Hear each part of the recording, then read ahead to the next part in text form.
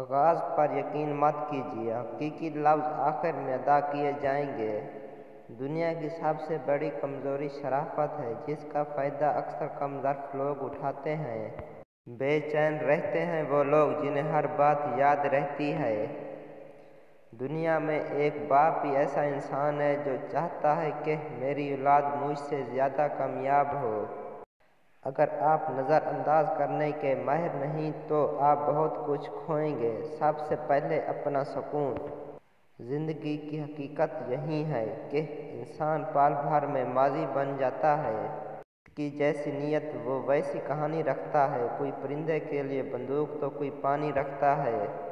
ہم نے خواہشات کے پرندے اپنے ہاتھ سے اڑا دیے۔ سمجھ گیا ہوں کہ کوئی نہیں سمجھے گا مجھے، 100 زبانوں سے میں نے گفتگو مختصر کر دی۔